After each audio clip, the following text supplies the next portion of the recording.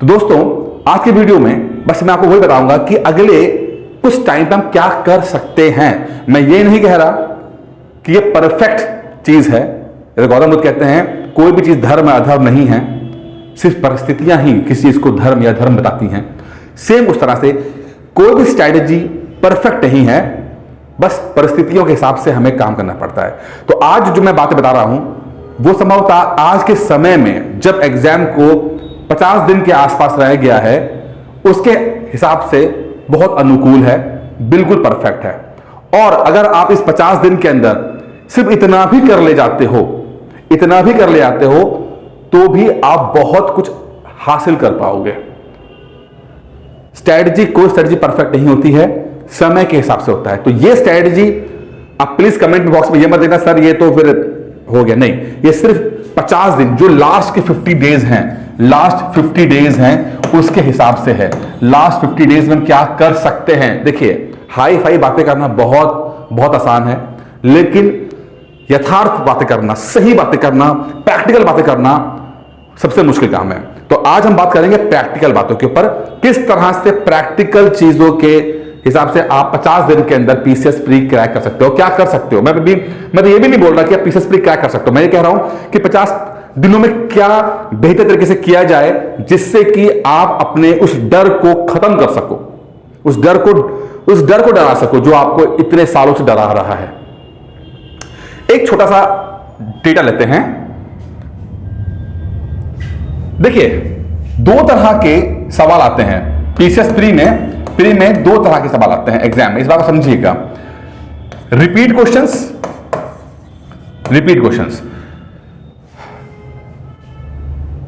UP PCS pre के अंदर अच्छे खासे तादाद में रिपीट सवाल आते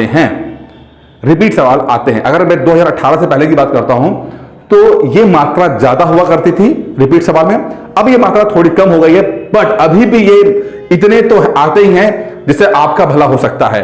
तो रिपीट सवाल जिसको हम घटना चक्र की किताबों में पढ़ते हैं, वैसे तो और भी किताबें हैं यहाँ के, लेकिन मैं घटना चक्र का मेंशन कर रहा हूं क्योंकि ज्यादा पॉपुलर है। रिपीट सवाल आते हैं, मान के चलिए लगभग 25 से 30% सवाल जो होते हैं वो रिपीट करते हैं। 25 से 30 सवाल रिपीट करते हैं, यानी कि अगर 150 सवाल आ रहे हैं तो लगभग 45 क्वेश्चंस जो हैं वो रिपीट करते हैं। और ये बिल्कुल सही बात है, पिछले 2-3 साल के अंदर लगभग 40 से 45, 30-35 साल 40 सवाल रिपीट हुए हैं, डायरेक्ट रिपीट। ये रिपीट सवाल मतलब है डायरेक्ट रिपीट हुए हैं, यानी कि वर्ड टू वर्ड जो कि पिछले एमसीक्यूज में मतलब पिछले एग्जाम में आते थे वही सवाल डायरेक्ट रिपीट हो गए। लगभग 45 सवाल, इंपॉर्टेंट समझिएगा, ठीक है। फिर कुछ एक चीज और होती है जिसे मैं बोलता हूं रिलेटिव रिपीट। क्या मतलब होता है रिलेटिव रिपीट का, इसको भी हम नहीं करेंगे, लेकिन मैं बता देता हूं क्या है। रिलेटिव रिपीट का मतलब होता है कि क्वेश्चंस तो एग्जैक्टली नहीं आए बट वो टॉपिक से सवाल पूछ लिए गए। क्वेश्चन नहीं आए, इस तरह के सवाल डायरेक्ट नहीं आए बट वो टॉपिक से सवाल पूछे गए, रिलेटिव रिपीट हो गया। यहां तक कि यूपीएससी के अंदर, आईएएस के अंदर भी मोर देन 60% सवाल जो होते हैं वो रिलेटिव रिपीट होते हैं। यहां तो डायरेक्ट रिपीट होते हैं पीसीएस में, लेकिन यूपीएससी के अंदर लगभग 50-60% डायरेक्ट रिलेटिव रिपीट होते हैं। तो अगर कोई यूपीएससी की तैयारी कर रहा है तो पिछले 10 साल के उन टॉपिक्स को पढ़ ले, क्वेश्चंस नहीं, टॉपिक्स को पढ़ के ढंग से तैयार कर ले, बहुत संभावना है कि वो एग्जाम क्रैक कर देता है। यही तरीका होता है एग्जाम को पकड़ने का।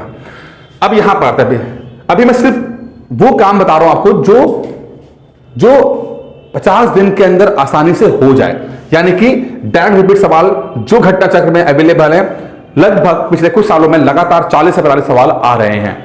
अब आपको अगर एक मोटा देखा जाए तो 85 क्वेश्चन जो हैं आपके ऐसे हैं जिसके लिए पीसीएस प्री क्रैक हो सकता है। मतलब हम एक टारगेट रखते हैं, वैसे कट ऑफ 85 से ज्यादा भी हो सकता है, लेकिन मैं 85 एक बेंच मार्क लेके चल रहा हूं। मैं 85 सवाल आ रहे हैं। अब डायरेक्ट रिपीट जो आए, ठीक है, घटना चक्र से 45 सवाल, यानी कि अगर आप सिर्फ घटना चक्र को पढ़ लो, अगर आप सिर्फ घटना चक्र को रट लो, रट लो ये कोशिश करके कि ये जो 5-6 किताबें हैं इसमें से अगर कोई सवाल आता है तो वो गलत नहीं होना चाहिए, तो आप देखोगे कि 45 सवाल आपके राइट हो जाएंगे।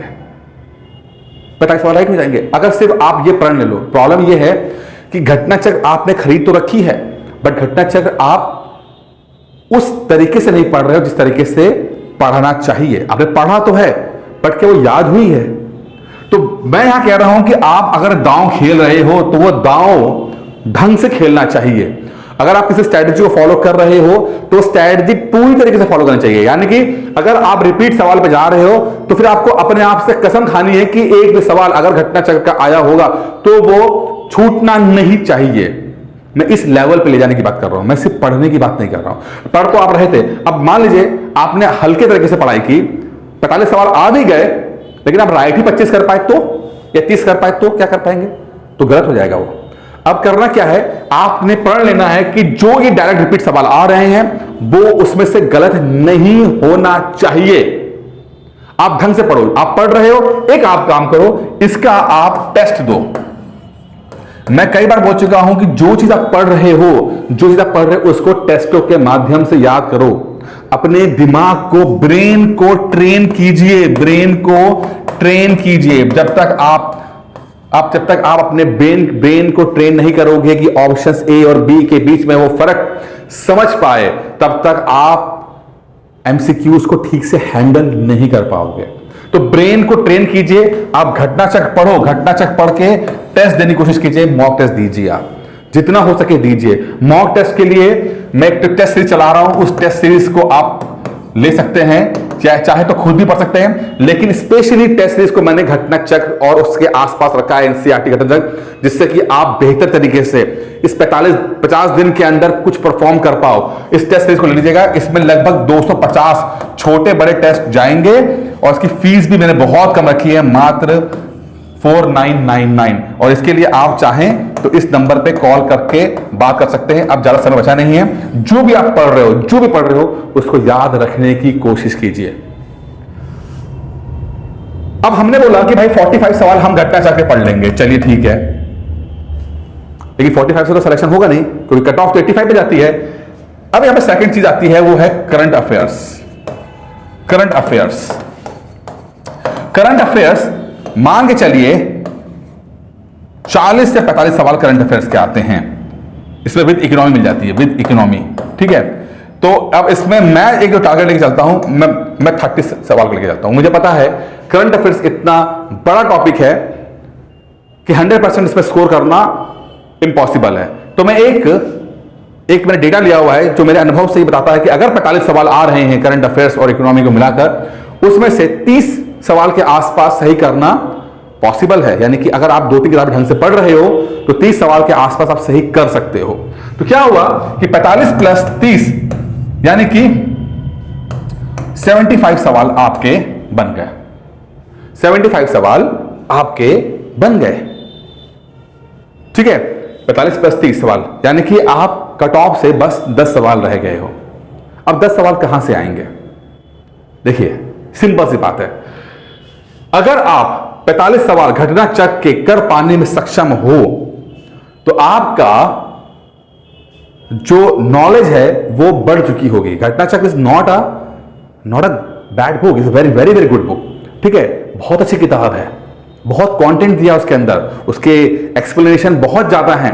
अगर आप ठीक से पढ़ पाते हो और अगर आप उस लेवल पर अपने आप को लाद दिया है आपने, जहां पर आप घटना चक्र से कोई भी सवाल पूछा गया हो और आपने उसे कर दिया हो, सही कर पाने में सक्षम हो गए हो, तो मतलब कि आपका स्टैंडर्ड एक लेवल पर आ गया है।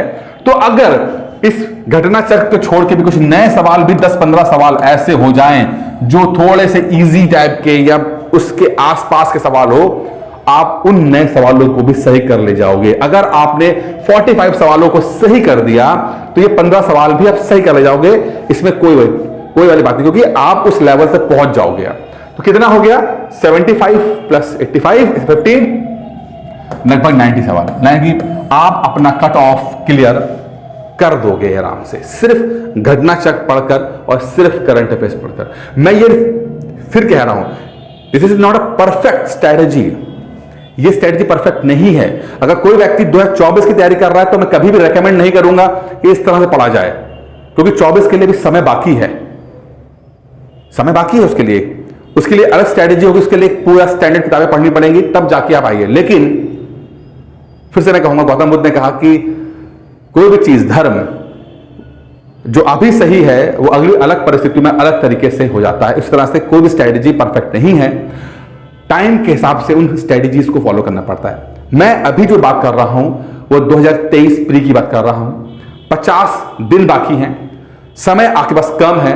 उस कम समय में क्या किया जाए? या तो आप जो आपके मन में फीलिंग आ रखी है कि छोड़ दो, अगली बार देखेंगे, उस पर जाया जाए, या ट्राई किया जाए कि भाई चलो कुछ तो करते हैं। तो कुछ तो करते हैं तो मैं घटनाचक्र की जो किताबें हैं उसको बेस बनाकर, प्लस करंट अफेयर्स को बनाकर हम पीसीएस प्री स्टिल 50 दिन के अंदर भी क्रैक कर सकते हैं। यकीन मानिए, बस आप उन चीजों को ठीक से कर लीजिए कि जो भी आप स्ट्रेटजी बना रहे हो वो ठीक समझिए।